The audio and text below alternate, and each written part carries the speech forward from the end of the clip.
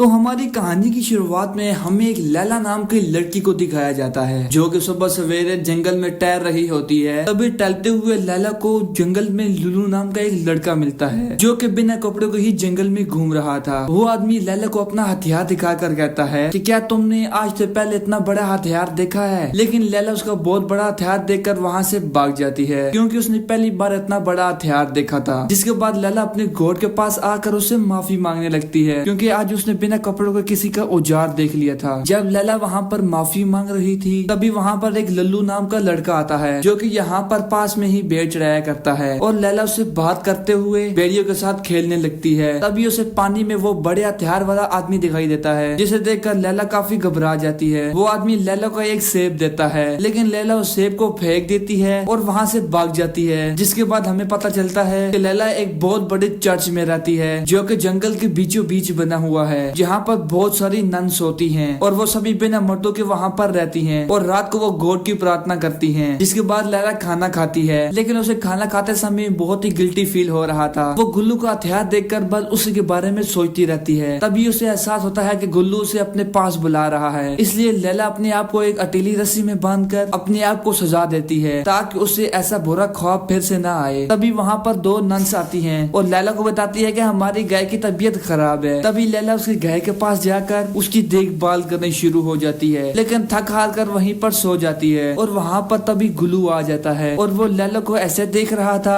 जैसा कि वो लैला के लाल गुफा में अपना हथियार डाल ही देगा और वो फिर अपना जूता सेब वहीं पर फेंक कर चला जाता है। और जब लैला की आंख खुलती है तो वो अचानक से सेब को देखकर डर जाती है और भागकर अपने कमरे में आ जाती है जहाँ पर एक दूसरी नन छुपी हुई थी। लैला अपने पूरे कपड़े उतार कर उस अकेली रस्सी को निकाल रही थी जिससे उसने खुद को सजा दी थी। लेकिन ऐसे करते हुए दूसरी नन लैला के गोल मटोल तरबूज को देख लेती है और उसकी दीवानी हो जाती है। फिर लैला और दूसरी नन एक दूसरे को चाट चाट कर खाने लगती हैं। लेकिन लैला को उसके साथ ऐसा करने में बिल्कुल भी मजा नहीं आ रहा होता क्योंकि उसकी गुफा एक बड़े हथियार की तलाश में थी। अगले दिन हम देखते हैं कि सभी नन एक भगवान के सामने अपना सर झुकाती हैं। लेकिन जैसे ही लैला की बारी आती है तो उसे भगवान की जगह शैतान की फोटो दिखती है जिसे देखकर वो काफी ज्यादा डर जाती है। लेकिन फिर लैला को लगता है कि उसे शैतान ने चुना है और इसी ने ही उसको ऐसा बनाया है और वो हर किसी के साथ गपा गप कर सकती है। अब अगले दिन लैला गुल्लू को ढूंढने लगती है लेकिन गुल्लू उसे कहीं पर भी दिखाई नहीं देता। जिसके बाद हवस से भरी लैला उस भेड़ चढ़ाने वाले लड़के के पास जाती है और उस लड़के को अपना हथियार उसकी गुफा में डालने को कहती है और उसके साथ जबरदस्ती गपा गप करने की कोशिश करती है। लेकिन लल्लू किसी तरीके से वहाँ से बचकर भाग जाता है जिससे लैला को बहुत ज्यादा गुस्सा आता है क्योंकि वो गपा गप नहीं कर पाई थी। उसके बाद लैला फिर से अपने रूम में आ जाती है जहाँ पर रात वाली वही प्यासी नन वापस आती है। लेकिन आज की लीडर ने उससे बहुत ही मारा था लेकिन लैला को उस बात से कोई फर्क नहीं पड़ता और वो उससे चिपकने लगती है। लेकिन दूसरी नन उसे ऐसा करने से मना कर देती है और वहाँ से जाने लगती है। लेकिन लैला की गुफा की प्यास तो अब बढ़ती ही जा रही थी इसलिए लैला को बहुत ही गुस्सा आता है और वो उस नन को चाकू से मार देती है। इसके बाद लैला फिर एक दूसरी नन के पास जाती है जहाँ पर वो देखती है कि वो नन सुसाइड करने वाली है। जिसके बाद लैला उसे बचाने की बजाय उसे धक्का दे देती है